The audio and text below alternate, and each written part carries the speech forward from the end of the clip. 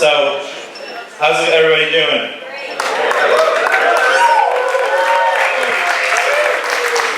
I guess I don't need those two mics also. You don't need stereoscopic sound for me.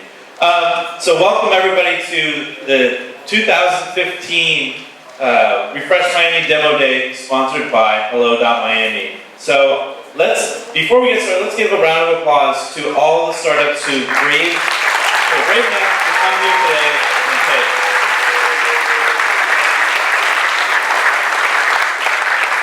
It takes a lot of guts to start something new, right? And it also takes a lot of guts to come in front of a crowd of 400 plus people and show what you're doing. Because it's one thing to do it, like publish something on the internet and be anonymous and no one sees your face attached to your product. But it's another thing to have all your peers here rooting for you and giving you feedback and hopefully cheering you on your presentation tonight. So, best of luck to everybody presenting. We have a great set of companies presenting tonight. So we had over 50 companies from all over South Florida, and actually some were even out of Florida, who applied to pitch tonight. But we went through a handful of criteria to pick the 8 best ones that we thought would be most entertaining to you guys and also show the most promise and would benefit the most from an event like this. So we'll go through the slides in a bit. No slides. But anyway, so I also want to thank our sponsor for tonight, Hello.Miami, who are you guys here? You guys want to come up and tell everybody what .Miami is? And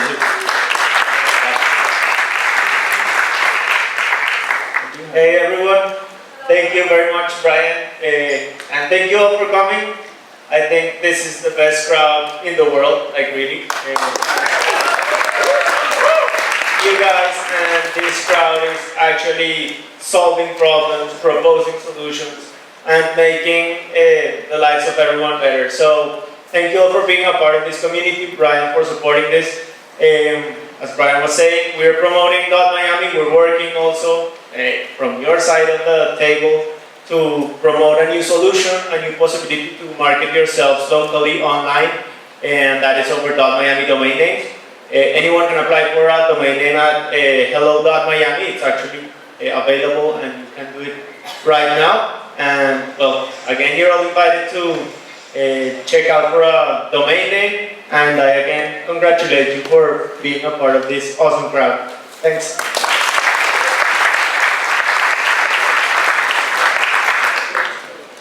so tonight our contestants will be competing for a bunch of prizes from our generous sponsor, SoftLayer. So first prize tonight will be entered into the Catalyst program. It will be winning $10,000 a month for a year worth of servers and support and mentorship and all that. Julie, do you want to tell everybody what the Catalyst program is? Do it, Mike. Yeah. Right here.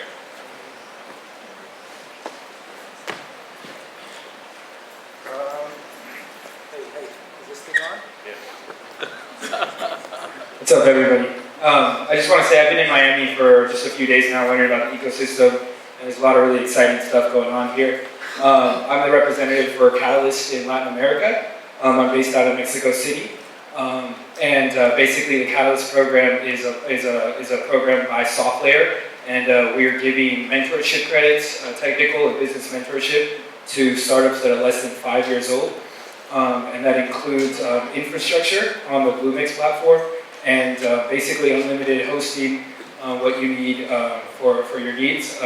We have a philosophy that startups win is our win, so we're very hands-on with our startups. If you'd like to learn more, please reach out to me. I'll be around here. And that's basically in a nutshell what our program is. So there's a lot more to it, so please feel free to ask me any questions you have.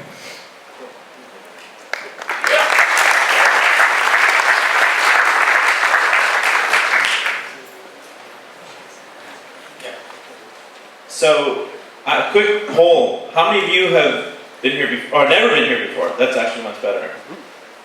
Wow, awesome.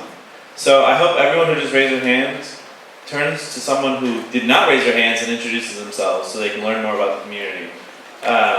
You can do that right now if you want, or...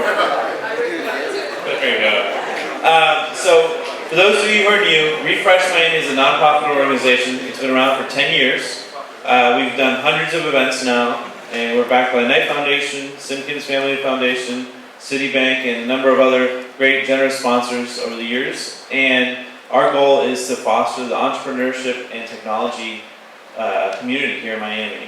And so over the years, we've grown from 5 people in a Starbucks to crowds like this, with over 9,000 people here in South Florida as part of our community. And hopefully we'll just keep on growing with you guys. So our goal is to educate and sort of inspire you to build stuff and to create stuff so we can make Miami a better community.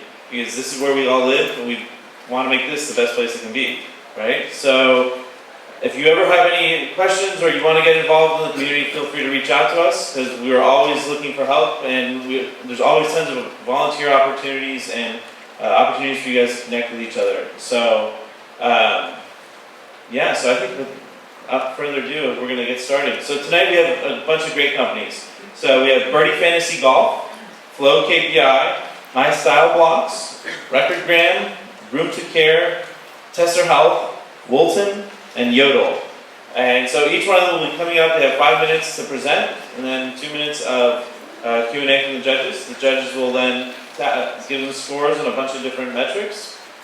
Then at the end, we'll announce who the winner is. But if you look at the sheets that are on your seats that have all the profiles, if you tweet with the hashtag where it says vote and then the hashtag, we'll be counting these votes. And so the winner, the one with the most tweets and the most people like raving about you or talking about you, because we're not checking sentiment of these tweets, will win the People's Choice Award. So we have our fancy schmancy awards that look like a little wave, like our logo, up here that you guys, the winners, will be able to put on their mantle and, you know, Instagram themselves with and stuff like that. But the winner will be the one who gets the most votes from you guys. And then the other prizes will be divvied up by our judges. So Let's get started. without further ado, Alright, so if I can get Birdie Fantasy Golf to come up and then Flow KPI to go backstage. Welcome.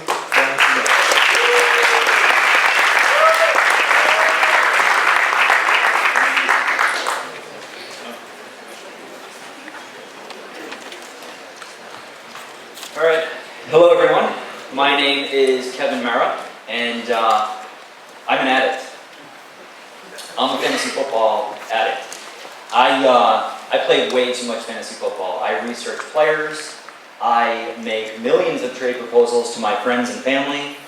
I have even tweeted. I have even tweeted to NFL football player's wife to ask about his injury. When fantasy football season ended last year, my brother and I thought we would continue our fantasy sports addiction by playing fantasy golf, and it didn't work. We played every fantasy golf website that was on the internet, and they all had some kind of a critical flaw. So we started to build what the website that we were looking for, and that is Birdie Fantasy Golf. The first innovation that we have here is we're golf specific. Our rules, our player selection, and our scoring are all specific to golf. It's not a replica of a fantasy football site, which is a very popular model of playing fantasy golf. The second innovation is that we're able to start matches every day. I am a die-hard golf fan, and no golf fan is thinking about golf on Tuesday and Wednesday of a golf tournament. As background, a golf tournament runs from Thursday to Sunday. It's very exciting on Sunday. Nobody's paying attention on Thursday and Friday. So our innovation is we can actually start the tournaments on Thursday, Friday, Saturday, and Sunday. Start our matches. This may sound...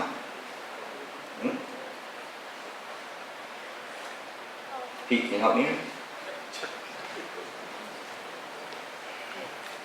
Alright, this may sound basic, but we are actually playing for prize money. Majority of sites on sites like here, Golf Channel, the PGAtour.com, they're not playing for money. And when you're not playing for money, things aren't as fun. And then the next innovation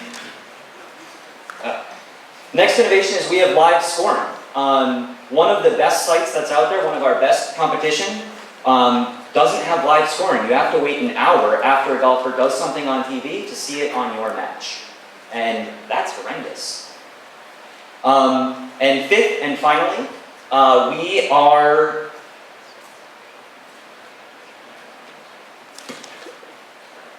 okay, so we use the arrows. Okay, so we have, what I want to show you guys here is the site real quick. So here on the left, you see the player selection process, golf specific.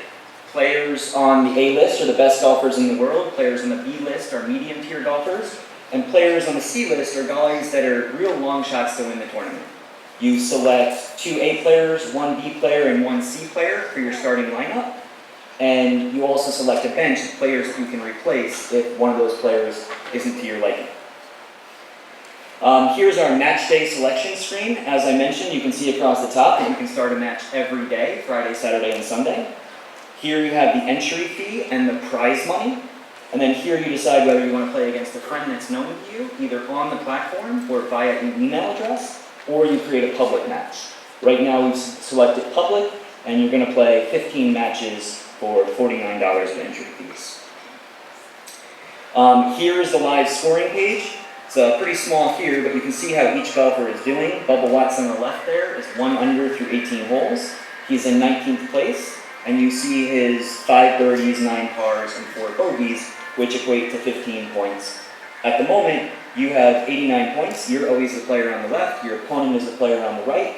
And this player has 1 player yet to start. He has an 11:28 start time, and is currently in 70th place.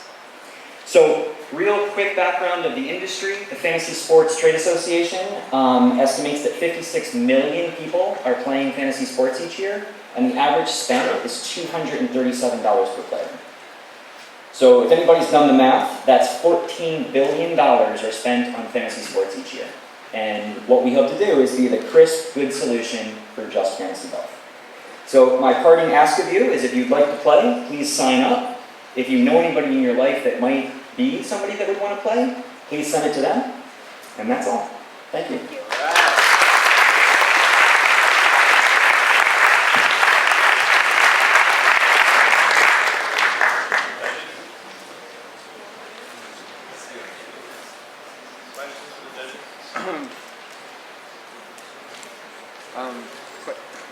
That's not working. Yo. Yeah, it's hot. So I'm assuming that you take a percent of, what's your revenue model? So every person plays an entry fee, and then the prize is roughly 90% of the 2 entry fees of the total pot. We take a 10% rake in gambling parlance. Okay, and then the other question is there anything else like this on the market? There's lots of fantasy golf options, but each one has a critical problem. Really, the most popular is DraftKings, which is very popular in the fantasy football space. But again, they've replicated fantasy football, and again, you're only able to start on Thursday morning at 7 a.m. Nobody's thinking about golf on Wednesday and Thursday morning. What's your customer acquisition strategy? So we are going to be starting with a Google AdWords campaign. And we have a very authentic social media engagement profile where we're talking to players, we're tweeting to players, we're interacting with the community that is into this. Of the 56 million people playing fantasy sports, how many do you think are into golf? I mean, how much of a niche is it compared to the football and basketball and stuff? So that's a really great question. The CEO of FanDuel has stated that this is the most requested sport that they currently don't offer. They are unable to offer it because they have replicated their fantasy football product, and because of that, there's questions as to whether it's a skill-based game or whether it's a chance-based game. Since we did the innovation to make it completely skill-based, they were able to enter that market. So I think that's a good social proof that people are asking for it. I think my questions were covered, but I'll just do the Paul Abdul of the group and say you did a great job. Going first is always the hardest with baby issues, so great job. Thanks, bro.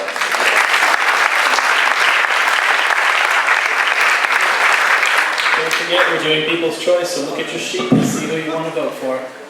All right, up next we have Flow KPI, and if My Style can go backstage.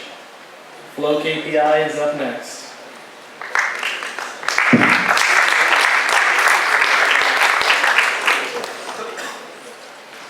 Hello, lights. Hey everyone, so this is fun. Thanks for having us here. So I want to tell you a story. I want you to think about a supermarket, a convenience store, or a gas station. Every single brand that's here sends someone either weekly, bi-weekly, or even monthly to audit different key performance indicators that are important to them so they're able to make decisions that are strategic and that are important. Just imagine the logistic nightmare that can become. That's exactly the reason why we came and we're like, hey, we can create a software that can do this a lot more streamlined, faster, and better. So we started creating Flow KPI with a common purpose. Our purpose is to help customers make better decisions with the help of data. The same customers we have a goal for, right? We want to increase productivity, we want to increase efficiency, we want to decrease costs by improving the KPIs and the health of all these KPIs that actually make a difference in their business. The need is very basic, everyone knows it, right? All these brands have a need to collect, integrate the data, analyze and make sense of it, that's the hard part, right? And then make decisions, visualize it, because from a macro perspective, you can make decisions that can move your brands forward. Now, what's the problem? The problem is that you have brands that don't necessarily have the adequate software or solutions to be able to do all of this, to perform the audits and manage them, right? And all this business information so that they can aid the strategic decision making. Now, to further the problem, let's think about what happens now. So you're a brand, right? You're a brand, you're a decision maker. You want one of these reports. You either hire a third-party agency or you use your own employees to gather the data. Once you're done gathering the data, you have to analyze that data, make sense of it, create a report, and then get it back to the decision maker. This takes around 2 to 5 weeks, right? At most, to a minimum, at which time this information is sometimes no longer relevant. And that's exactly the reason why we created Flow KPI. Because we want to make a very basic and simple software solution that can streamline all this auditing process and can help all these brands audit, right? Get all the health of the key performance indicators across different regions, brands, categories, retailers, etc., and be able to make decisions that matter. Now, this is a valuable tool for brands and retailers, and even different industries. It can be used as a compliance platform, as a research and insights tool. It can be used as a market intelligence tool, and you can use it to do data gathering, which is highly important. So now, when you think about the market, business intelligence, $22 billion industry globally. North America owns about half of that. But when you look at the addressable market in the US, it's about a $7 billion opportunity. But because we don't want to really overestimate our opportunity, we do a bottom-up approach and we come up with a $1.5 billion industry. Flow KPI helps every stakeholder here win. So if you're a brand, you can make informed strategic decisions that matter to your brand. If you're a retailer, you can improve executions, you can improve experiences that increase traffic and loyalty from your customers. And if you're a consumer, you can engage with better experiences and more relevant experiences for you. And at the same time, you can participate in the crowdsourcing of the data and be rewarded with some coupons if you answer a couple of questions. Now, instead of telling you, I want to show you a little bit about how it works. Escape. Oh wait. Escape and don't play full screen. Okay. Are you sure? I mean, so my.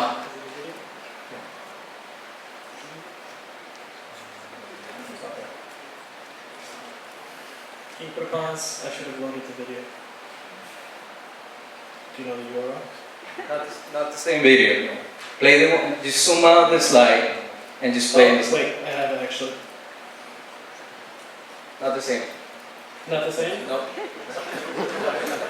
Just zoom out the slide and play from the slide without making it full screen. It'll work. Okay.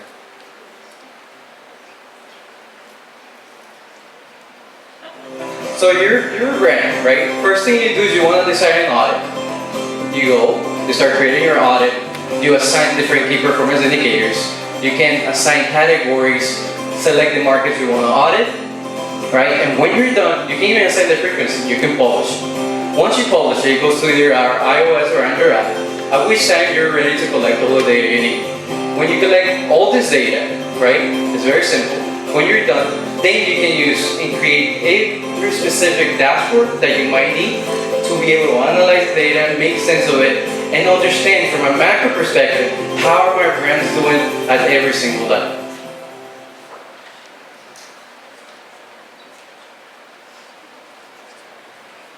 So we've been in Power and Progress for a couple months now. You probably saw us, if you were at eMerge, we flew to Hong Kong, biggest tech conference in Asia as well. You probably heard about us in the Miami Herald, FIU, proud alumni, big supporter, and you probably saw us in Telemundo, CNBC, and whatnot.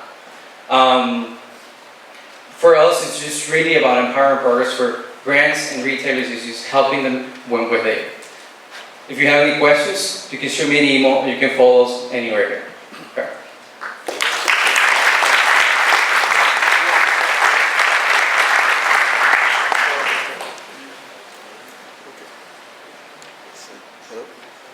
Oh, you gotta turn it on. Oh, okay. Let's go. Okay, there we go. So I was Paul the first one. I'll be Simon this time a little bit.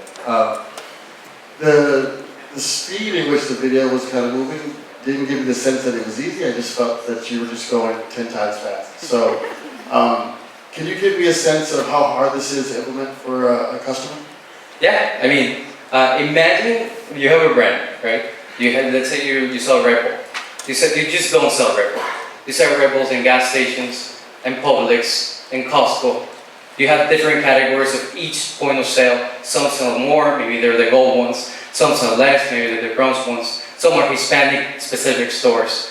Some are the East Coast and the West Coast, right? So when you audit and when the brands audit all these things, imagine the nightmare that it becomes to cross that all those things manually.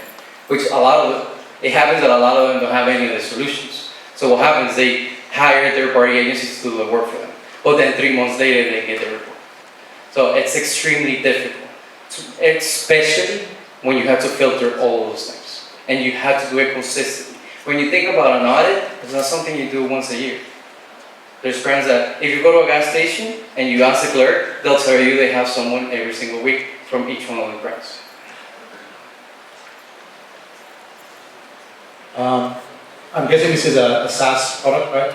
Yep, you guys right? And your customers are, I'm guessing, like fast mover consumer goods type, the big guys, the big companies. So just question is, do you have any active customers today? Well, we just finished our MVP and we're supposed to launch in January of 2016. Okay. So right now, we're in the testing, the beta version, where we have some brands that are testing with us. What are you anticipating the sales cycle will look like? How are you going to go out there and acquire these? The sales cycle? Sales cycle. Are you going to use a sales force? Do you expect one sale to take 3 months, 6 months? Is it self-service?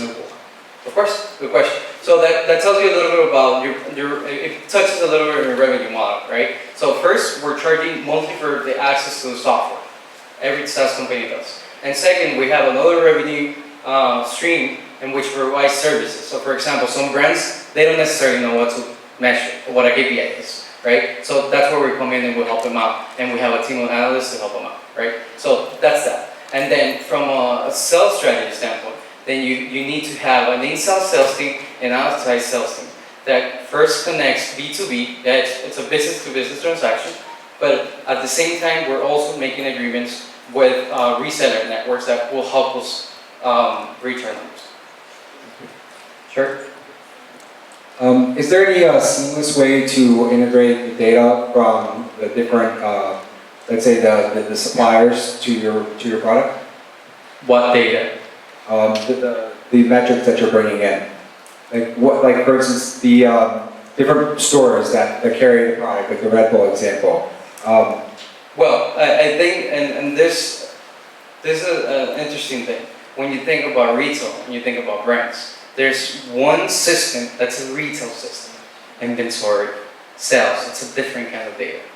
This data, it's a recurring data because you're auditing different things that are important to you. Maybe for you, it's important that 80% of all your brands across all the United States and Latin America are according to your standards and your alignment levels in terms of, let's say, marketing materials. Or you want 30% of them to have marketing materials in Spanish. If you audit them and they're 15, then you might find a problem. I think it's the business model with the customers, gathering the data is very interesting. How many customers would you need for that to make sense, and how do you know that, they're reliable people and you can trust that data?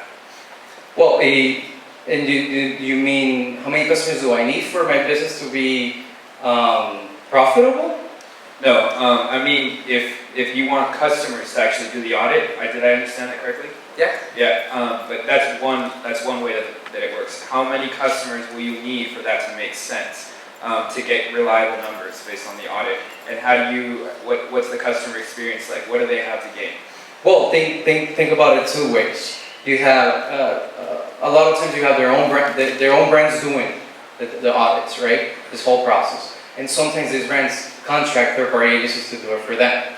So, to your question,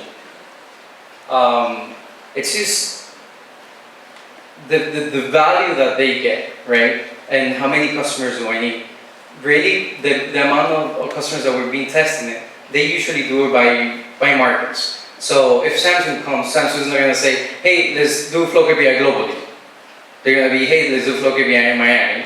And we test it with 100 gas stations, 100 stores, and then we'll see what happens. So in terms of how many customers do I need to work, it will probably be better how many markets does each customer need to work. It could be very small and it could be very big. It's very useful both ways. Thank you. Sure. Thank you. Thank you.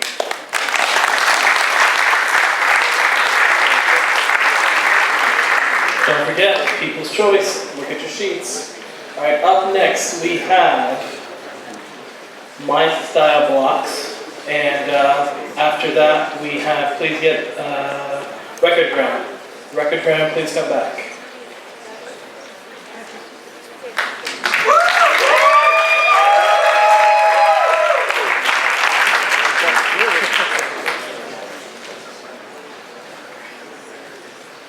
So, hi everyone, welcome to Refresh Miami, thank you guys for coming out. Before we get started, I want to know how many people actually got to do the model experience outside? Did you guys actually get a photo taken, felt like a model?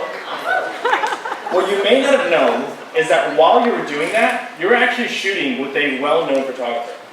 His name is Jose Amigo. Jose has worked for clients all over the world. He shot for 17 Magazine, Cosmopolitan, Marie Claire. He literally gets to travel and do what he loves to do as a job. And you guys have the opportunity to feel what it's like to actually be a model, including getting paid. So you're actually all going to get paid for this job, which is really exciting. You're going to get paid $400 from your agency. But there's a little bit of a catch. See, that $400 is great and all, but you don't get that for about 6 months. And when you finally get that paycheck, there's going to be some things taken out of it. First, there's going to be their commission, which is 20%. Second, they're going to charge you to actually print those pictures, because that's what they charge you for. Third, they're also going to take out a fee to be on a website every single month. It's their website. It's $100 a month. So when everything's said and done, you owe them almost $300 from your $400 job. Sadly, what Mario is saying is 100% true. I've been a model for the last 14 years. I've worked with Ford, I've worked with Elite, I've been with Next, and pretty much no matter what agency I was with, it all had the same exact problems. I wouldn't get paid sometimes till 6 months after my job. And then when I did get paid, they would take out all those fees. So I thought, you know what, there has got to be a solution out there for me to manage my own career, where I could totally take out the middleman and just do it all by myself. So I searched on the web and I couldn't find anything. I talked with other photographers and makeup artists and they didn't have a solution either. So that's where My Style blocks was born. So it's true, when you look on the web and you look for solutions for talent, you'll find talent social networks. You have stuff like Model Mayhem, One Model Place, Model Wire Network, Model this, Model that. Everything's for models. But all it is really putting up a picture, having people like it, and comment.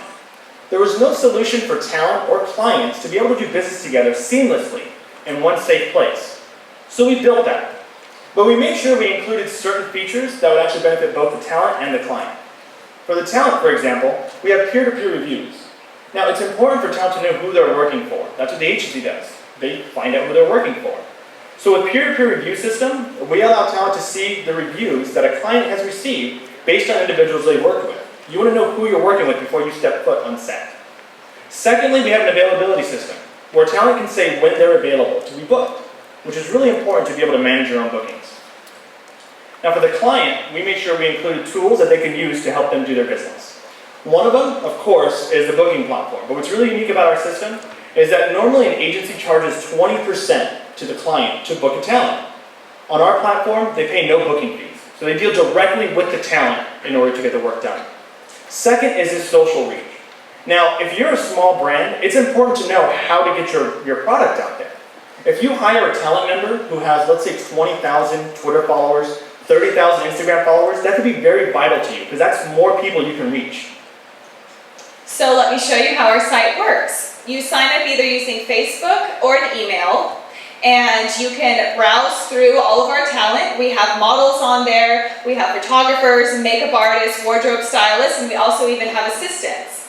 And when you find somebody you like that hottie up there, you can message them and talk about the job that you want to do, and once you and the talent agrees, you just book them straight from the platform. Now what's really unique about this booking system is that, remember how I was saying you're going to get paid 6 months for your job you did today? We're now able to pay talent within 24 to 48 hours after the job is done, which is a huge change from what the industry standard is. You know, in order to make this happen, we needed real key components. The first was industry experience, which we have. Sandy being a model for 14 plus years, and myself in talent management for the past 5. We also needed a location, and Miami tended to be the real place for us. Not only is it a great place for fashion, but it's an amazing emerging tech industry, which is why everyone's here today, right? But there was one final piece. We needed to know how to actually build it. See, you're looking at the majority of the team here. I actually take care of all of coding, and I learned that with the help of WinCode. WinCode is an immersive 9-week bootcamp that taught me all the skills I needed to code. 6 months out of the bootcamp, I was actually able to launch beta, and we did that in July. And in November, we're set to launch our version 1. But what's really unique about our beta is that within 2 short months, we were able to get over 950 users on our platform. With no marketing spend. Yeah, true. So, yeah, thank you. So if you'd like to contact us, there's our contact information. And next time you need to hire a photographer or even a makeup artist, make sure to do it on my style blocks. Thank you.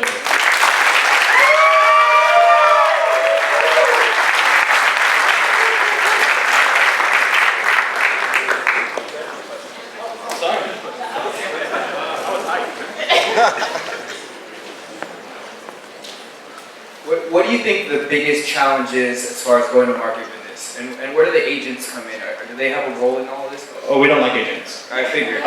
So one of the biggest challenges is the educational aspect of it.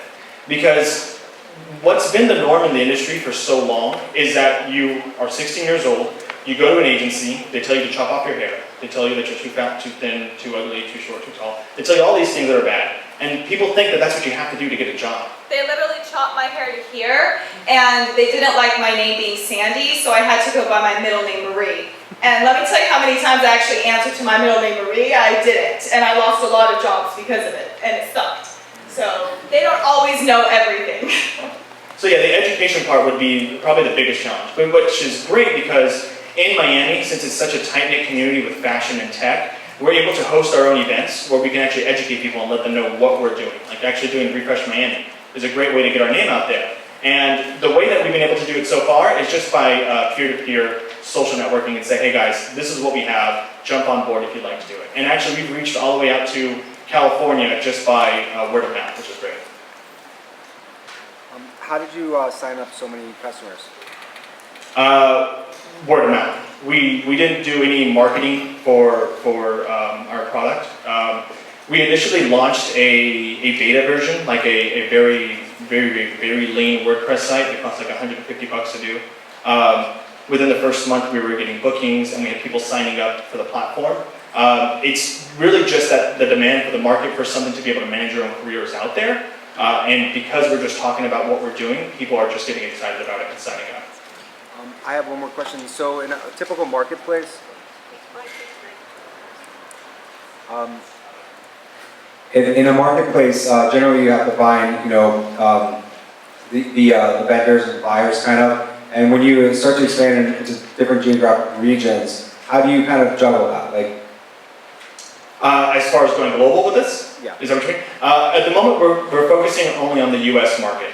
And that's mainly because we haven't been able to, we're not actually at the point where we want to expand globally, because I don't think that is the right approach. Our focus is to actually do this in a segmented market approach, to where we launch in Miami, we have a very good strong following there, then we launch in New York, and then we launch in LA, and then hit up all the major hubs first. I think when we get to that point, when we have more experience on how to deal with international clients, we'll be able to actually have a better, plan.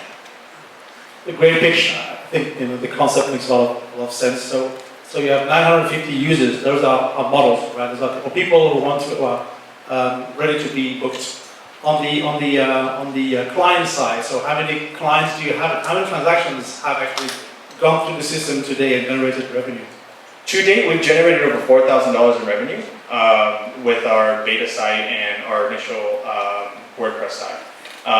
As far as the exact numbers, and unfortunately I do not have those numbers, but we do see that a general percentage of our clientele have been photographers as well as models. So they take up roughly about, last time I checked, it was around 70% of our user base was the actual talent models and photographers. And so the $4,000 revenue, how many transactions and how many customers? I'll give a ballpark figure, just want to get a sense of. We did close to 10 transactions. 10 transactions. And what's your, there's an incubator there, right? The agents aren't going to let go of this market just like that, right? So, and I'm guessing it's a very much a relationship-driven market where, if Coca-Cola wants to find 10 models that go to their agents, and so there's a system there. So what's your plan to bypass the agents? How do you want to get those guys where the big volume is? How do you get them to go through your service? Well, that's a good question, because when you hear about the industry, you think about the big jobs first, like the Coca-Cola and Macy's and JCPenney's and all that. But that makes up only a partial of the amount of the actual revenue. A lot of the revenue that comes in, it's for independent, smaller production sites, like local designers and independent retailers.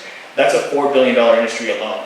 So at the moment, we're not focusing on JCPenney's or Coca-Cola or Pepsi. We're focusing on the individuals that want to do transactions peer-to-peer to quickly hire who they want. And it also opens up the door to them being able to hire a higher caliber talent than what they're used to, because normally agencies would charge, let's say, $5,000 a day for Sandy. She's able to work at whatever rate she wants to, because she's not negotiating the rates with the clients herself. And we do actually have some that used to be model or bookers who know tons of clients, and they want to jump on board and help us go directly to the clients. A great answer. I got one more question. So how do you mitigate potential liability? Like, are you you hold the money in escrow, or? Correct, yeah. We actually, so in order to make sure that we can pay the talent within 24 to 48 hours, bookings are only created after a payment is already made. So we hold the amount in escrow, and then once the job is completed to the client's satisfaction, we release the funds to the talent. On the pitch itself, how many times have you given this pitch? Today. This is our first time. So, I have to say, from the design of the site to the actual way you delivered it, it's not easy to come up here for the very first time cold and commit as well as you did, so No, it's congratulations.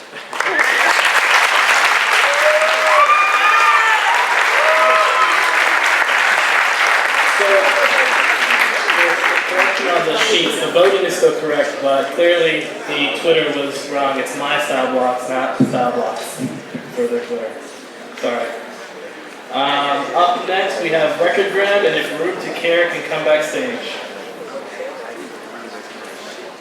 Recordgram.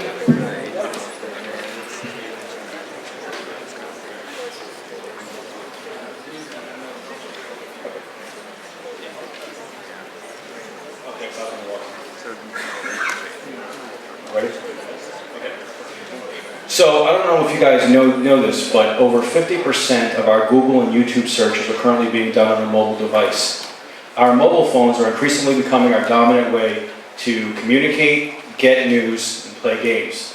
In fact, this year, we spend $2.4 million a day on mobile applications. I think we can all agree that the world is going mobile, and if you have a web-based platform, you're going to be outdated. I'm Eric, the co-founder of Recordgram. So what is Recordgram? If Dr. Dre, SoundCloud, Instagram, and the world's most expensive recording studio had sex, their baby would be Recordgram. Like that. Recordgram transforms your mobile device into an audio and visual recording studio complete with a production marketplace in the palm of your hand. Artists come to Recordgram to discover beats from award-winning music producers. They can then write to it, record to it, shoot a video, and share it across all their social platforms. Currently, there's nothing out there that exists like this. There's nothing that's cost-effective, there's nothing that's affordable, there's nothing that's convenient. Hence, we created Recordgram, which anyone can use for under $5. So, look, we're catering to the 99% of people out there who will never have access to award-winning producers and who cannot afford $100 a day, or I'm sorry, $100 an hour recording time. Anyone, anywhere in the world, at their own convenience, can connect with award-winning producers and create music for under $5. So let me show you how it works.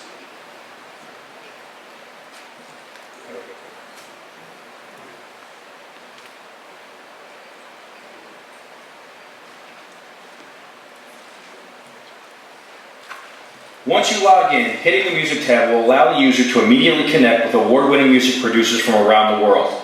The user will be able to preview, purchase, and record to the beats from these producers. Our top-selling producers and most sought-after beats will be featured on the Music front page. In addition, you can also search for and listen to our entire producer catalog by clicking the Producer A to Z button in the navigation panel. You can preview their beats before you purchase it by clicking here. Once you purchase the beat by clicking the price button, it will automatically load in your Recordgram mobile recording studio. Before I record, I can listen to the beat and pull up my notepad so I can write to it, just like I would in a conventional studio. Once I'm done writing, I can start recording by activating the microphone button. 1, 2, 1, 2, mic test. We're pitching Recordgram at Refresh. We're not here to brag and boast, but in order to win, we need your vote. Yeah! Make sure you vote. Once you have recorded your audio, you'll have multiple options to either play it back, re-record it, or use our multi-track feature to add additional vocals. Once you're done recording your audio and save it, it will automatically be placed in your My Songs folder that you can access at any time. Now let's take it one step further. From the My Songs folder, you can share your songs across your social networks, or you have the option to instantly shoot a video from the song you just created by clicking here. 1, 2, 1, 2, mic test. We're pitching Recordgram at Refresh. We're not here to brag and boast, but in order to win, we need your vote. Yeah! Now tell me, where else can you record a song from award-winning music producers and shoot a video for under $5? Now that my video is saved, I can share it across all my social networks, instantly turning my friends into fans. We also know that a lot of our users will have their own beats or music that they'd like to instantly record to. So for $2.99, our users can unlock their phone's music library by clicking this button.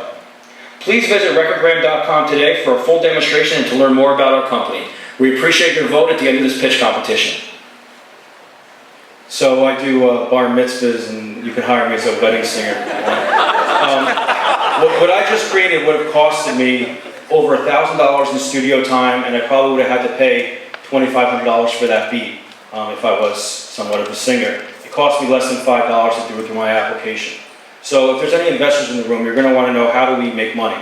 We have 7 ways. The first way is that we charge producers a fee to upload their music to our platform. We charge them $10 a month. Currently we have over 5,000 Instagram followers, and all of them are ready to pay $10 a month to get onto this platform. Our platform's not live, and our merchant account isn't live, but every time someone tries to pay to get onto it, it sends me a rejection notice. So I actually know how many people are trying to register, and it's a lot. Our second way we're going to monetize is through in-app purchases, like the music. We're taking 20% of music sales through the platform.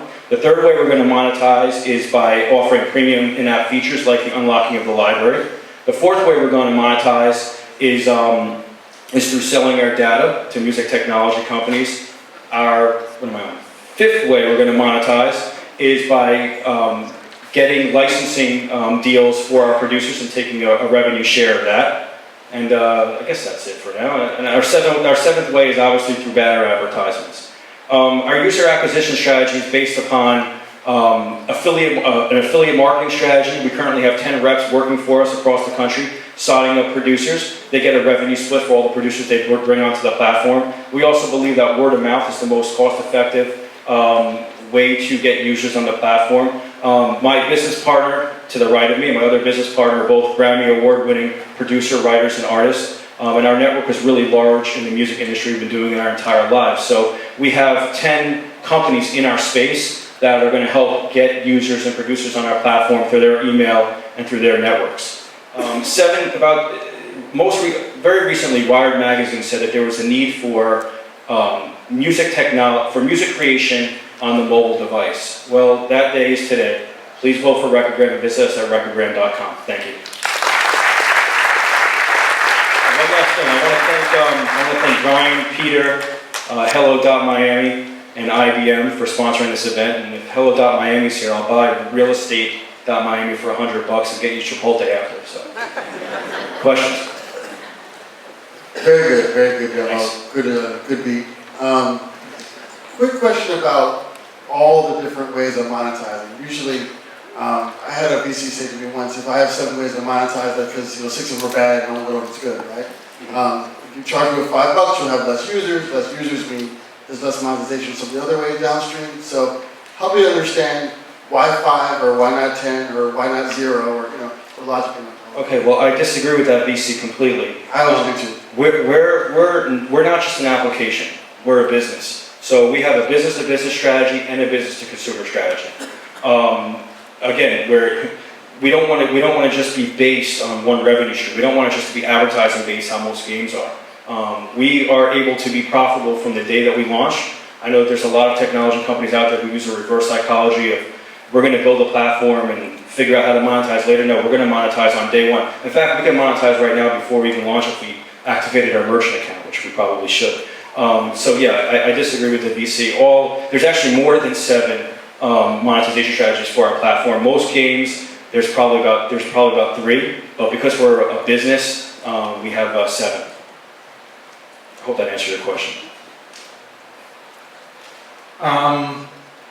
Who's out there that you think is closest to what you're doing today and that could, I mean, what I'm trying to say is are there others getting into that space and that you feel could be winners too, or I mean, who's doing this stuff? Okay, do you want me to actually name the competitors or just tell you that there are competitors? Just like 1 or 2, So there's our 2 competitors right now are BeatStars and SoundClick. The difference between us and them is that they are, as I said earlier on, they're a web-based platform. We're a mobile platform, and we're also a recording studio, which they're not. Those platforms, artists can go to and lease beats from them and get beats off those platforms. They can take it into their home recording studio. We don't allow that. We are the studio. We are the production marketplace. We're also patent pending, so if they try to get into our space, we're going to sue them. But besides that, we're first to market in the space. We're first to market, which I think is more than the patent pending thing. We're first to market in the space, and they're not going to be able to compete with us. I hope that answers the question. Yeah, thanks. I actually just have one question. So I like the product and everything, but why haven't you activated your merchant account? Well, that's a good question. What I didn't mention is that we're actually building a social component. So while our users can share 15-second clips across all their social platforms, we're going to be a social platform that allows people to display 3.5-minute long videos. And that's where we're actually finishing up the building of that, and we're also building our Android platform. That's the only reason we haven't launched yet. I'm actually, I studied audio engineering and I have a lot of rapper friends. The fundamental issue that I see here is that anybody who takes themselves seriously as a rapper who's going to pay $1,000 to produce a song is not going to be satisfied with the microphone on the iPhone. I'm wondering who's your real customer? Because I really see this as kind of like a fun thing, but not. And this goes into your monetization strategy. I don't see it as like a serious production tool at all. And the way it was pitched was like that. And so I'm just curious, what's your response to that? So this doesn't replace the professional recording studio. But like I said, there's not many people who can afford $100 an hour recording studio. There's not that many people who understand complex recording software. My business partner is a Grammy Award-winning producer. He charges $20,000 a beat. Through our platform, it's $2. So regardless of how serious or not they are about the craft, getting a beat from a producer who would charge you $20,000 for $2 is very appealing. Also, the majority of the artists now don't even care to make money from the sale of their music, as we know it's declining. They just want to get the music out there, they want to promote themselves, they want to be the cool kid in school, and maybe they want to get booked for a show. And that's what our application is for. Very cost effectively, can be done anywhere. Even if, we have an international business strategy also. Places like Sri Lanka, where there's like no recording studio, or even in Dubai, where there's only one recording studio. This allows anyone to record from their own couch. It's fun, it's a fun application. Okay. Thank you.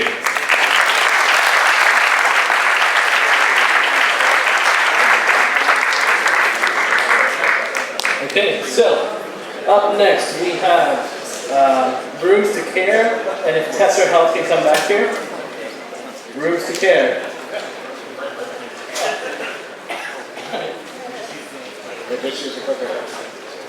Okay, well, bad news, or good news, I'm not going to rap. And unfortunately, I don't have a really hot woman to stand next to me. So I'm just going to have to throw you away with how awesome our business is. I'm Dr. Todd Loring. I'm the founder and CEO of RoomToCare.com, where the sharing economy is going to come and change senior care. I'm a physician, and this is a patient of mine. Wonderful lady. She's 87 years old, living alone. She has limited economic means. She liked wearing a little personal alert device. And just like in the TV commercial, she fell and couldn't get up. She was found 2 days later. And it made me think about the challenges that face seniors. First off, as a population, they are growing enormously. Between now and 2050, the population of those greater than 65 will more than double. The population greater than 85 will more than triple. Despite their size, they don't have much money. Over half of seniors rely on Social Security for more than 75% of their income. And the options today, nursing homes, assisted living facilities, home care, are outrageously expensive. In some states, nursing homes average over $100,000 per year. And seniors face many challenges: money, independence, and just difficulty in managing their care. So in trying to address this, we've created what's been called the Airbnb of senior care. We create value by leveraging the sharing economy to provide senior assistance for less than half the cost of facilities and a small fraction of what home care would cost. We provide care locally in the community, and utilizing our online dashboard, we make care coordination easy.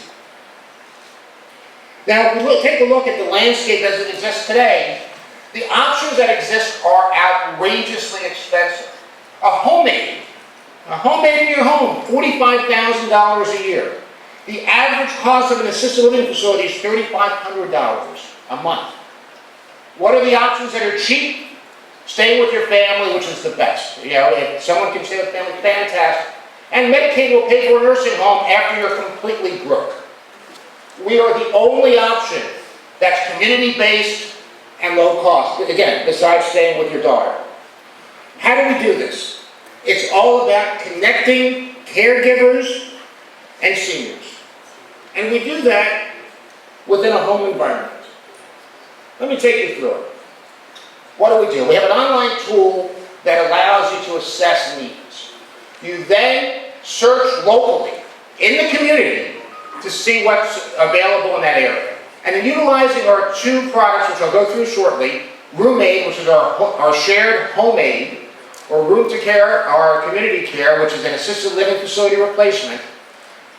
The caregiver and the senior come together, and then they utilize our online dashboard to manage things like additional home care, durable medical goods, home delivery of medications.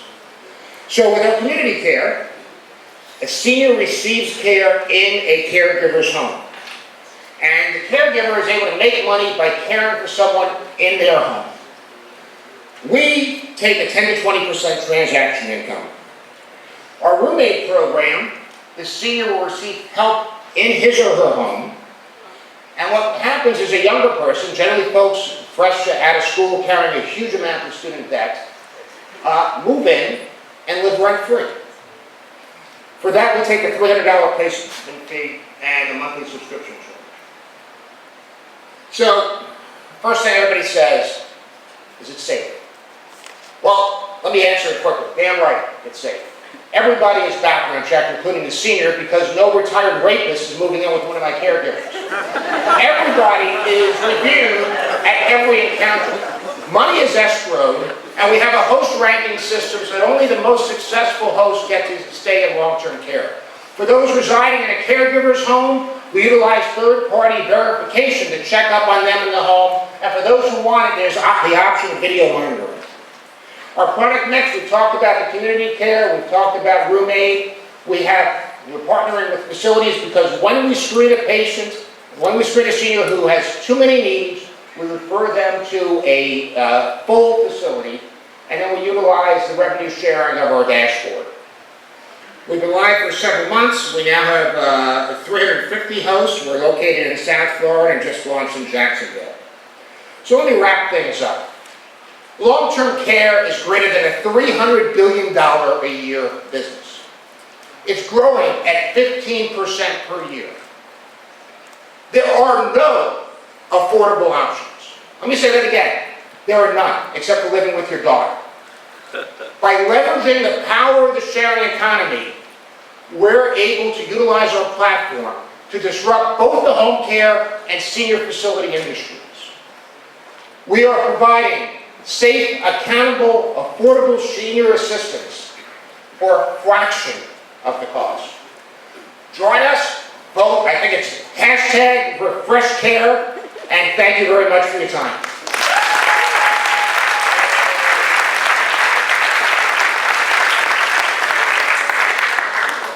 It's times like this that I really wish I had a tall, hot woman standing next to me.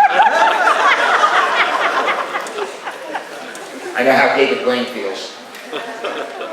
Questions? How do you overcome all the regulatory concerns? Very, very simply. We have two product lines. The idea of a young person moving into a senior's home, there is no regulation involving that. In terms of senior going into another home, there are 4 states in the country where we're not allowed to operate. Every state except for these 4 has a lockout of either 2 or less or 4 or less seniors, non-related seniors can live in a home with someone receiving care. And what's funny is we could go through the 4 states and we can't, and I can't come up with any reason that ties them together. Red state, blue state, but as long as we stay within those confines, we're fine from a regulatory standpoint. Great presentation and great, from a social point of view, and great, company worth building, so that's awesome.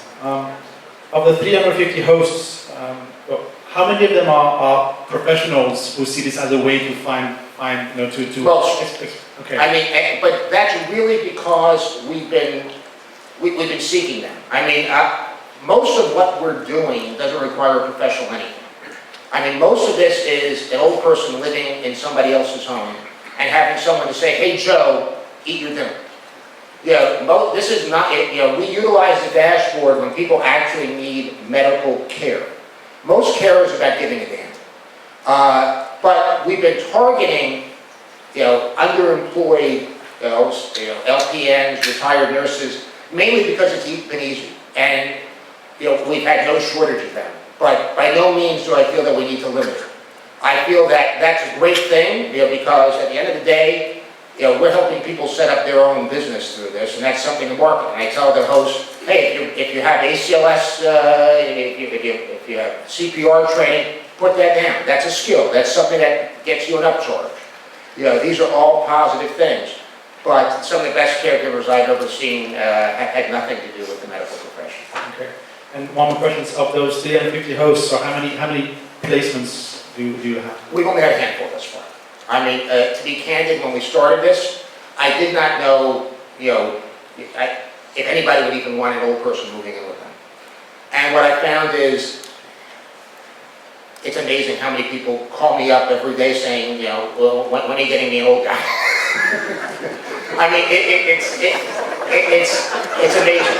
I mean, it's really, and most of these people are just, you know, awesome people. The problem is that we have to deal with is most of these decisions, you know, about life things change during a crisis moment. And so, you know, we have to change the sales cycle on that because we don't want this to happen when, you know, a daughter finds, you know, Nana sitting in her feces and decides that it's time to make a change. We have to get people planning ahead. So and we do understand that this is a long haul, but based on the demographics, I have absolutely no question in my mind that shared senior living is going to be a major solution for our country. Thank you. Thank you. Paul? I can start laughing. Okay, so up next we have Tester Health, and if we can get Yodel in the back. Oh. No, Wilson's last, Yodel. I don't know how this got organized differently. Okay, Tester Health. Yeah, that's right, you were, okay. Sorry for all the technical difficulties. Thank you. So, it's our privilege to be here in such great company. Thank you for indulging us. We're at the last end of this thing, so we're just going to get started very quickly. So, how many of you last week noticed the headline? I don't know if anybody was paying attention to it, about the drug that went from $13.50 to $750, right? So this is a small company, single guy. This drug has been around for 62 years. It cost a couple dollars to actually produce. And what happened overnight was the market, the entire population of the US, it seems, got taken up with this. And really, it's an insight into what's going on in our world. Fundamentally, at any given point, drug prices vary, and we have no control over them. And the reason this story got picked up, it got picked up nationally, is we, as the US, we recognize that we have no control over this, right? So over the last 12 months at Tester Health, what we've been doing is trying to make sense of how drug prices come into play. And I won't get into this tonight, because frankly, it's about 2 days. I don't know if some of you may have noticed on our website, we talked about Forbes magazine calling us and asking us, hey, do you have any insight into why this is happening? We've been working on this model for about a year, and we still haven't figured it out. What we do know is this: every time there's a transaction, there's a 5x markup on a drug. So drugs, some drugs have a markup as much as 2,400x on drugs. That article last week, that whole center point hit our population really, really hard. So you kind of learn what we do from this slide. We actually provide people and companies with the ability to look up drug prices, and we compare them across different pharmacies, different organizations. So if you look at this slide very carefully, we have a very common drug. This drug is called Zofran. Zofran is a drug, you go to the ER, you're going to get this drug, and more than likely you're going to go to Walgreens or a CVS and you're going to get this drug. If you look at that slide, at Walgreens, CVS, that drug is over $300, about $365, $400 for that drug. Now, the identical drug, the same drug, same packaging, same manufacturer, you could find for about $28, right? All because we don't know how to find the right price for that drug. So what we do at Tester Health is we actually enable companies and people to find the prices of drugs. So that might seem like a small, simple thing to you, but that's a profound change in healthcare. Healthcare costs are projected to be 25% of GDP. Let me say that in a way you might understand. 25 cents of every dollar that we spend or we generate in this economy is going to go to healthcare. If you look at the market that we're talking about, It's a multi-billion-dollar market. That company that caused that spike in price, market cap was $30 million, right? So our goal at Tester Health is to profoundly change healthcare. What we want to do is we want to affect lives, we want to save people's lives, we want to save them money, and we want to make healthcare better. As a team, that's our goal. So over the last year, we've had 500,000 customers visit our consumer site. This past year, we've had several hundred thousand users using our enterprise tools. The trouble or the challenge that we encounter is being an enterprise healthcare software company. We have a longer sales cycle, and we're offering a product that's sort of unique to the market, so the uptake is actually taking some time. That being said, we've done pretty well so far. So I don't need to talk to you about our Harvard Medical News mention or the PBS mention. That's just icing on the cake. What's really, really important to us is those companies up there. They're actually reselling our product. Carolina's healthcare system, the second largest hospital system in the United States. Willis is the #1 broker in the world. We have Willis brokers selling our product now to customers. So we're poised, we're in the market at this moment, poised for growth. We actually have sales, we have revenue, we have hundreds of thousands of customers that have touched our products. So why are we here? Well, we have an opportunity to talk to the community, express our passion for changing the world, but more importantly, we have the opportunity to ask for your help. So what we'd like to do is we'd love for someone in this audience to make an introduction to any of these 5 companies. We'd love to talk to anybody at Greenberg, at Southern Wine, Heiko, JM, or Cheney Brothers. We feel like we can save them a ton of money. So if you'd really like to help us, you know somebody there, please, you can find us after this meeting, connect on Twitter. We'd really appreciate your help. Thank you so much.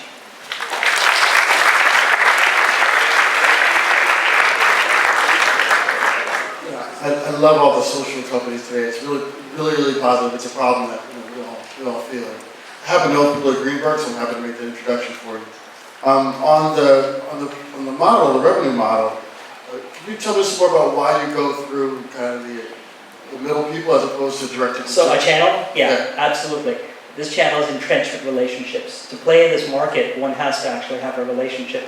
One doesn't make a decision about healthcare by oneself. Typically, you have a broker or a CFO or a chief HRO involved. So we actually have to recognize that to play the market, you want the broker to make the recommendation. And then what we're talking about are 12 to 24-month contracts. So this is not something one does as an individual. So the idea is to leverage a channel to get to the customer. So if I understand correctly, the end goal is to redirect purchases from an expensive drug to a cheaper drug. So what's the end goal? The end goal is we have a SaaS product that we put in front of a B2B2C, so the end user at a company that's making a choice about medication. So for example, we'll pretend that you have a chronic condition. You take a drug like Lipitor, and you have to take Lipitor for the rest of your life. If we switch Lipitor to something like another drug, we can save you something like $4,000 or $5,000 a year. Compound over 30 years, the savings are significant. So what we do is we talk to the end user about choices that they can make that save them money and the company money. We have an engagement platform. And what's the current state of drug delivery? Because the Walgreens and you buy from them because of convenience, right? There's one every block. There's other pharmacies, that might not be close to you. So how does that? I mean, so one thing knowing about the price, but without getting access to the drug. So what I'd say is Renaissance era, right? That's my take on it. In terms of sophistication, what we've done is we've created a market that's obfuscated. We've got lobbyists, we've got a bunch of interests that sort of hide the overall function of the market. I don't know if you've been paying attention to the politics of it all, but the ACA, for example, drugs were completely off the table. We couldn't negotiate about drugs, right? What we found is there's a lot of money that has a vested interest in keeping this the way it is, the system the way it is, to be perfectly frank. Thank you. Some of the companies that you showed at the end that you're looking for introductions, they seem, they're all very, very large. So I'm assuming they offer pretty good compensation packages with good health benefits. And which brings me to think, why wouldn't you try to target insurance companies? So if you notice, I said Willis. Willis is perhaps the largest insurer in the world. They're acquiring another company called Hewitt shortly, if I'm not mistaken. So we are targeting insurance companies. We're targeting insurance companies that actually are focused on the healthcare space. So I guess we're specialized in that vertical. We've identified what the channel is, so to speak, and we're going after it. Good. Brilliant. Last question.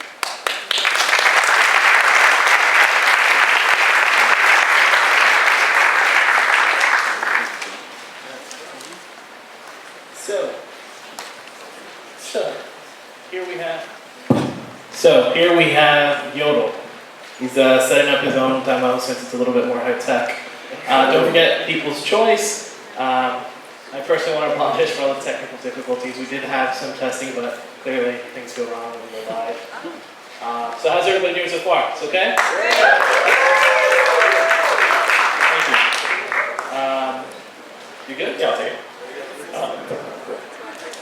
Cool. Hey guys, thanks for sticking around. I'm here to tell you about the app formerly known as Trax, and this is kind of exciting for us to be the first time we're announcing a little bit of our rebrand to Yodel, which kind of represents the super fun experience that we've created. It's a new way of communicating. And as I set this up, I'm basically just hoping to tell you a little bit about how this idea came about, show you a live demo, so cross your fingers for me, and hopefully get you excited about it and get some downloads and get excited about the future. Cool. So this is working, I believe. Yes. Sweet. So I moved down to Miami about a year ago after graduating from Princeton. I didn't know anybody here, so I was spending a lot of time with Panther Coffee, if you guys are familiar. Yeah, a lot of good ideas come out of Panther. So that's where I got this idea, because I actually, one of the first people I met, I was super lucky to meet this really super pretty ballerina there. And so we kind of hit it off, we were texting back and forth, and it was fun, but I was struck by this pattern where I would maybe send a joke or something, and it'd take like a day, 2 days to get this LOL in response. And so I'm sure she was just playing hard to get. But it was just like really artificial, right? Like there's so much missing there compared to actually seeing this person at the coffee shop, talking to them, like seeing them react in real time to what I was saying, and respond like a real person, right? So I had this idea, like what if we could change that, change the way messaging works, and make it more like talking face to face. So the idea was, well, what if I record a video, send it to you, and as soon as you open it, as you're watching it, this front-facing camera is recording your reaction. Okay?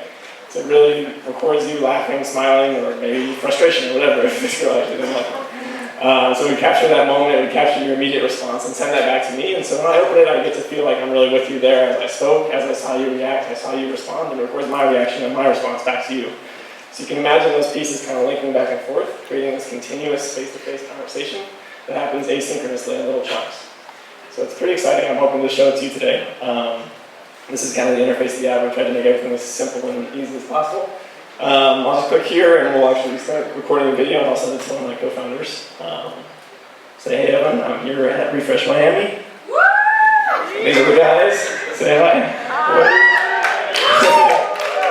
And I'll send that off to Evan, is his name.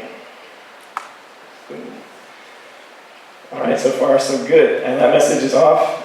As soon as he gets that and opens it, he's going to react and respond back. Hopefully he does that before the demo ends. So if you think about what we're doing here, it's pretty cool. Like there's always been this dichotomy in communication, right? Between the synchronous stuff and the asynchronous stuff. So there's over here, there's like Snapchat and messages and texting and whatever you want there. And on this side, there's the Skype and the FaceTime and Google Hangouts, right? But we're kind of sitting in this middle ground where nobody's been before, where we're kind of bringing the best of both worlds, hopefully, where we get the freedom to talk whenever you like, with the depth and the fun of a synchronous conversation, like the joy you get from seeing someone when you talk to them, right?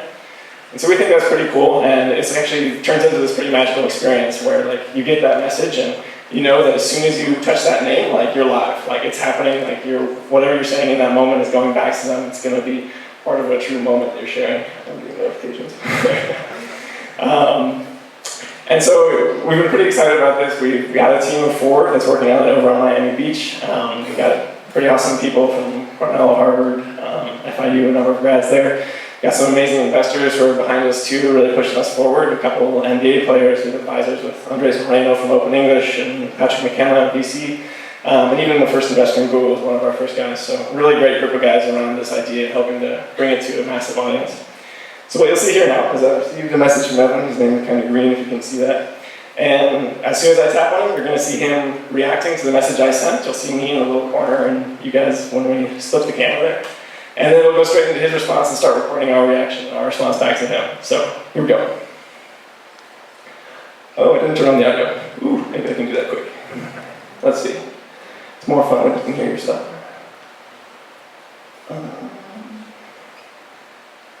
Yeah. Cool. Okay. Crush fingers. Here we go. Hey. Hello, everybody. Cool. Yeah. So now your reaction's being recorded as you're watching this, but looks pretty awesome. Seth, let me know if you want to lose in a game of FIFA afterwards. All right, man. Well, I'll see how quickly I can get out of here and beat you. So that even as we watch that, we're being recorded right now, and we flick up, bam, that's going back to him, and he'll respond to that and come back to us. So super simple, super fast messaging, like really personal experience. It's really fun. Hopefully you can download. At the moment, it's called Trax. It's in the App Store for iOS. If you're an iPhone user, you can download that and get a taste for it. But in a couple weeks, we're going to be out there with Yodel, some awesome marketing stuff, and hopefully it's a new way to connect with people that you care about and not really share or consume the media, but like participate in it with the people that you care about. So, thanks.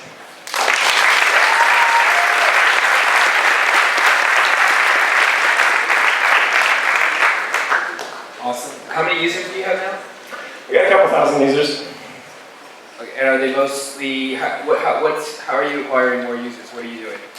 So we don't do any marketing at the moment. That's kind of, we put out this soft launch, got a lot of feedback, a lot of iterations, weekly updates and such.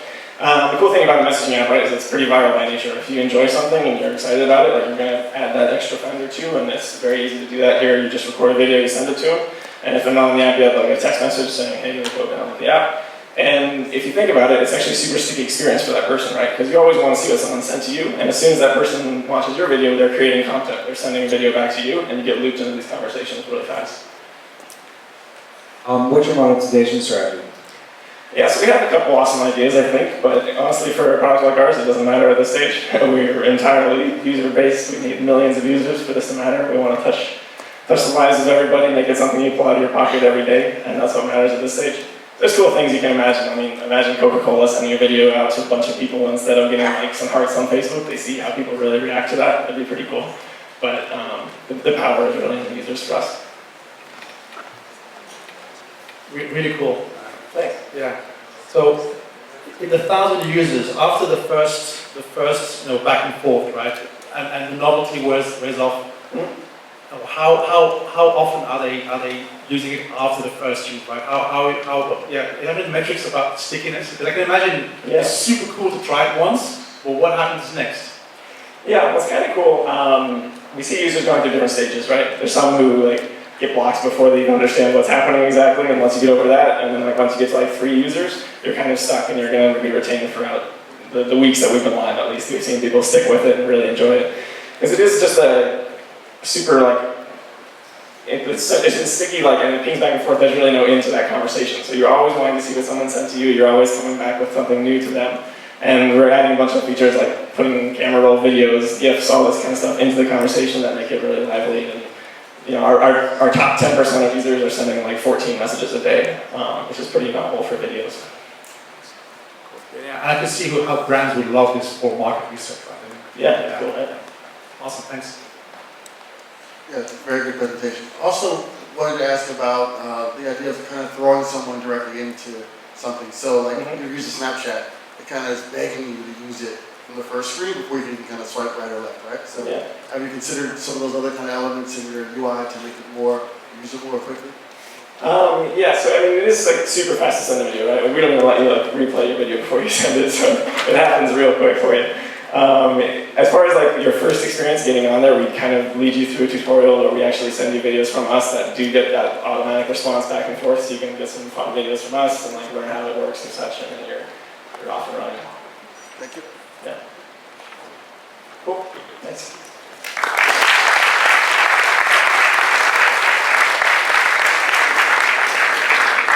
Live product demo that actually worked.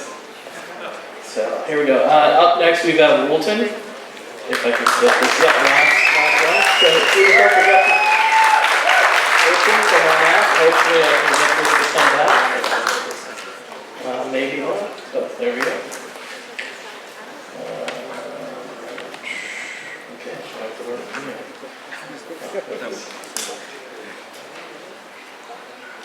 Cool. Don't forget People's Choice so we can pick a winner. Thank you. Good evening, everybody. Well, I'm very happy to be here, and I want to thank Refresh Miami for this amazing invitation. I think it's a fantastic opportunity for us, and we are extremely happy to be here tonight. So my name is Gonzalo Armada. I am the co-founder and CEO of Woolton.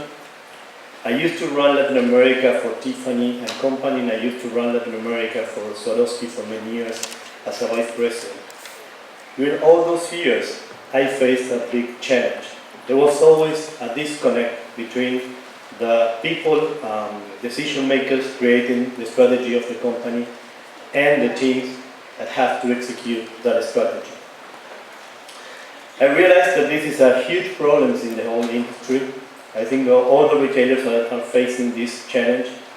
Due to this disconnect, retailers miss out on sales every year of hundreds of millions of dollars in sales that they cannot reach. So due to this disconnect, the productivity of those things is very low, and the stress inside of the organization is very high. So retailers spend more than $150 billion every year in IT, trying to solve out different challenges. But this problem is still pending. So the reality is, this is a very tough business. Retailers are fighting for survival. There is no prize for second place. This is a very competitive arena, and this is, it doesn't get better through the years. So at Woolton, we took this very seriously, and we decided to come up with a new product that we call Retail App to solve this problem. So what is Retail App? It's the first mobile platform that creates a standard communication and language to present retail performance data through the whole organization. Retail App, it was built with 4 main features. The first one, we integrate the most relevant KPIs for the organization, for the retailers. We built also a social communication platform that allows an excellent communication within the teams. And of course, we avoid by doing this the traditional informal texting and WhatsApp that many times I have to use during the night trying to find out and getting some numbers from the markets. Third, we integrate different data from different sources. And last but not least, it was designed since the beginning to be mobile first. So it's a 100% mobile solution. Here I'm going to show you a video of 1 minute of one of our clients using Retail App. It's very, very short, but it will give you an idea how it works. As you can see, here we are at the global level. We have 25 stores connected in this Retail App, and the user is navigating through different screens, looking at different numbers. Now it's drilling down, going into North America region, from there into Miami area, and from Miami into Dadeland Mall. So she's looking now at the information at Dadeland Mall, where she is going to use the same structure, same KPIs, same screenshots, but with information of Dadeland Mall. So we aggregate basically the information in different levels for different users. It's the same tool for everybody. This is the social platform. She's just sending a like from that KPI to all the people in Dadeland Mall.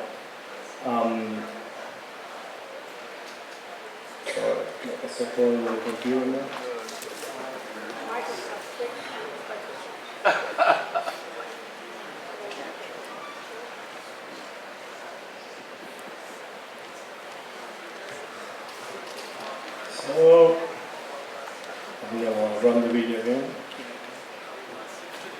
No.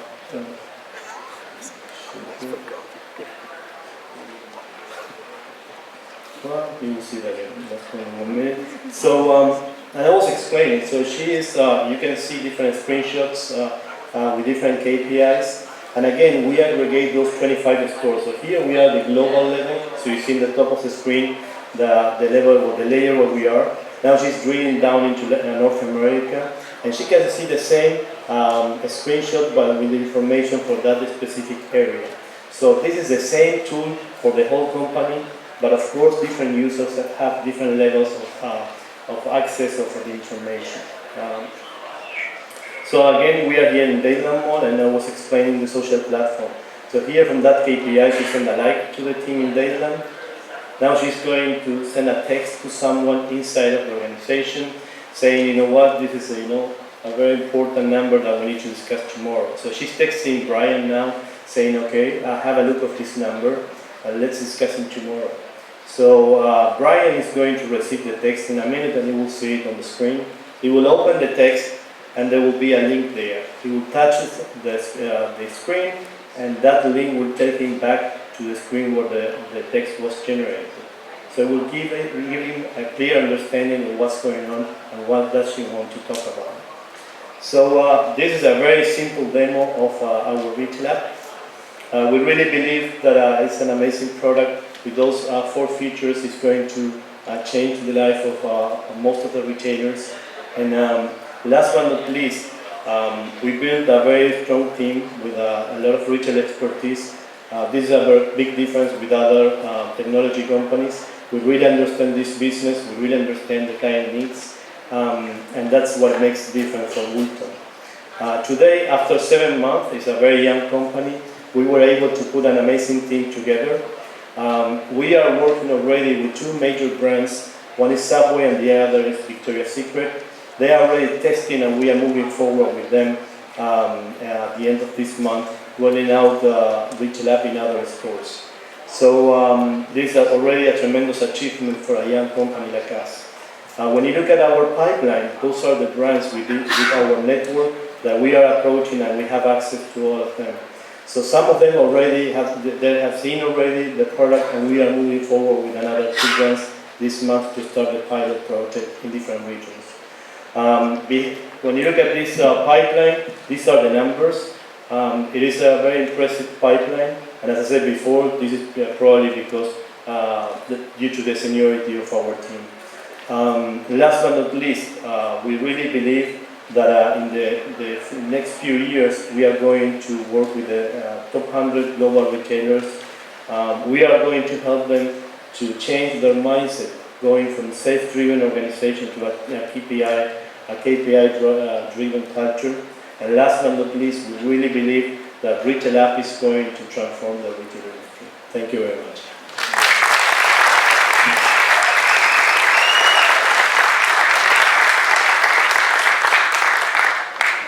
Great design. I have a question about the different, all these customers have different ERPs, different POS, and some of this data comes from different systems, right? So what kind of integrations are you having to do to get into a single customer? Yeah, this is I think one of the strengths of our product, that we can integrate different systems or platforms as you said. For example, I remember I rolled out in my life twice SAP. And I remember how expensive and painful, with all the respect, it's an amazing product. But at the end, when you have one of those platforms and you want to integrate it with different platforms, this is very painful. This is probably a luxury due to the technology that we have. So we can integrate whatever is coming out from this platform with other platforms and build it in our app. Great. So, are you a pure software company, or do you also expect to have a lot of professional services to get customers on board with the solution? Professional services, like, for example? Yeah, consulting. So selling man hours to implement. Yeah, we are a technology company. We are totally focused on the software and the solutions that we build. So we don't do any kind of consultancy. We help them to understand what's going on through the numbers, because It's something that I learned in retail, numbers don't lie, that's what we said. That's why this tool is so important. But at the end, I think our goal is to sell this product. Yes. And second question, so companies like Salesforce, right? I mean, who we know used to be CRM, but now they're going big, with Force platform, and the last Dreamforce was all about analytics, and they have Chatter, they have analytics. So how do you position yourself against those type of big As you said, I think Salesforce is an amazing company product, but they are in the CRM business. They know that they have enlarged the portfolio in the last years, but even though our expertise is totally different. I mean, if you see our team, I don't know if you have time to go our website, but you will see we have a lot of senior managers, people. I mean, to get all together, we open more than 200 or 300 stores for different brands through the years. So we are retailers first, and then a technology company. This is our big difference with other technology companies. And the focus again is to help them to understand their business through this platform. Thank you. You're welcome. Is the product's finished? When did you launch the product? We opened the company in January, so the beta was so it's a very young company, and the beta came up at the end of May. So we started testing the product with some of the retailers, but Subway, for example, has been using the product for 2 months already. So we are moving into the contract with them. Victoria's Secret has been using it for a month more or less, and we are signed, as I said, with another 2 clients that will start using the product at the end of this month. What has been their feedback so far? Is there any? I have to say, I mean, it sounds bad here, but I have to say anyway, they love the product. I met someone from Victoria's Secret the other day and told me, you know what, I don't know how I survived in my region without this product before. And I tell you something, I travel all my life, and I've seen all my life, businessmen, executives in the place, looking, pinching the phone, zooming, an Excel file, trying to find some numbers. And this is, I have carried on with a lot of papers, and this is, the solution, we really, now, for a retail manager going to visit a market, you go with the phone and you put the phone with the store manager and you speak the same language. Right. And this is, what we are looking for. Last question. Sure. I understand why Salesforce is not a competitor, but is there other things like this on the market? Is there other apps like this on the market? What distinguishes you? No. Other competitors, maybe? Yeah. No, we haven't found. We hold a global patent for this product. Okay. So we applied for the global patent many months ago. No, I don't know any other product that's what we do basically here. This, Retail App, I think, is very unique on that, and that's why retailers really know. Thank you. Thank you. Thank you.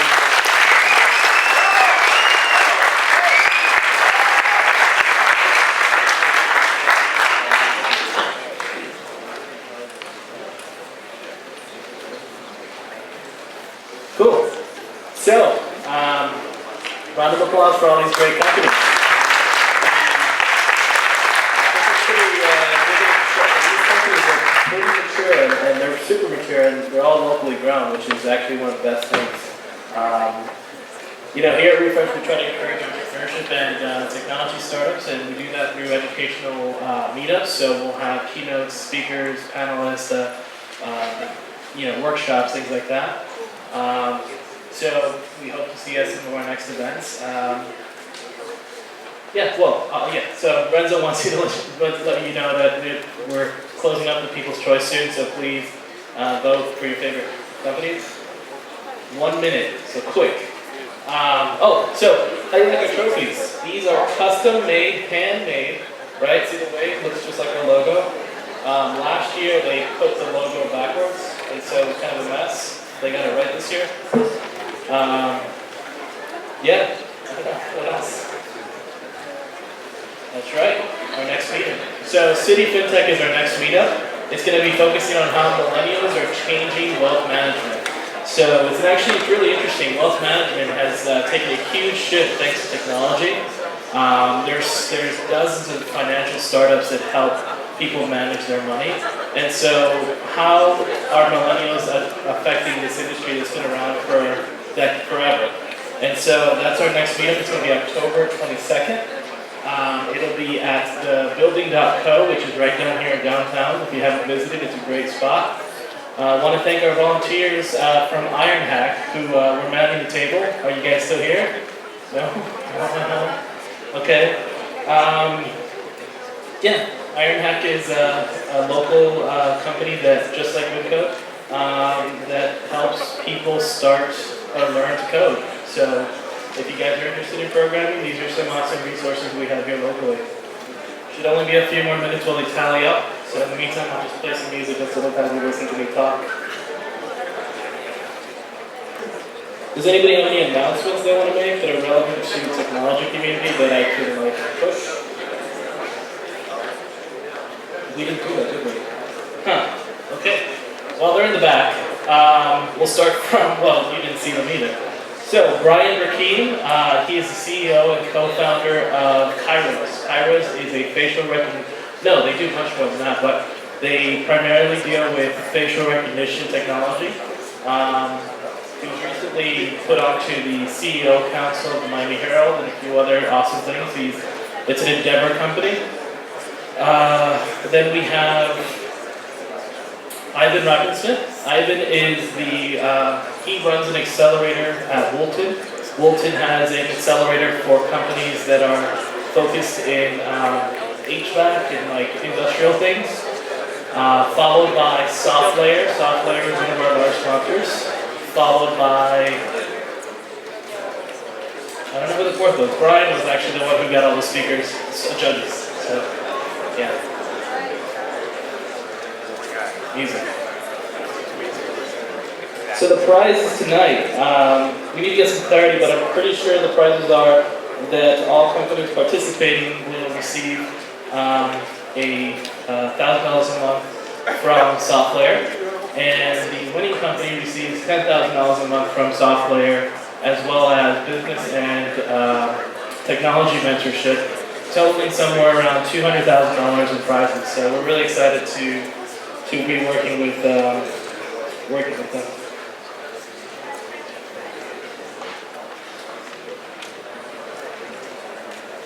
Cool. We'll just hang out, meet each other. This is a community, so feel free to talk until we're ready to announce the speakers.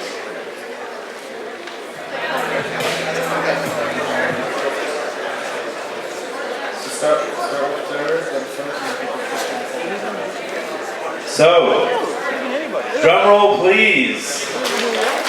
Hey, yeah, everyone's back. So thank you guys for being so patient, for supporting all the startups tonight. Let's give all of them a big round of applause. Right?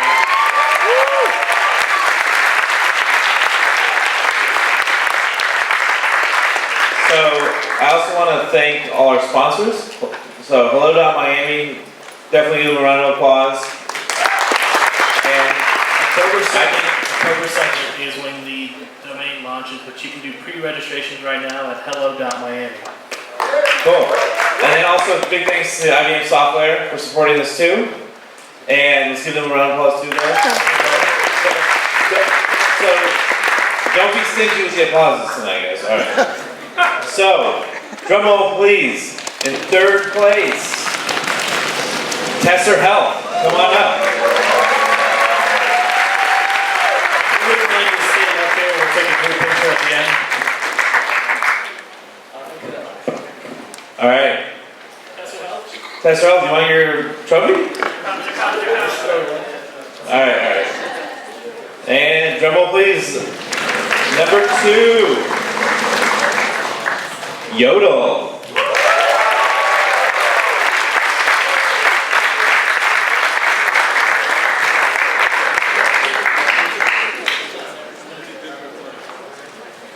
And then, big drum roll please for in first place, My Style Block.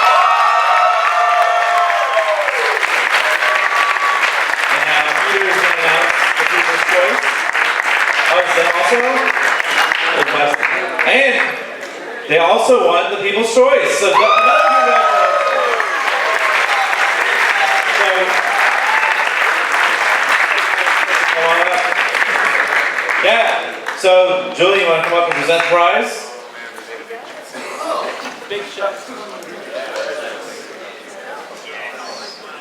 Congratulations, guys. Welcome to the team.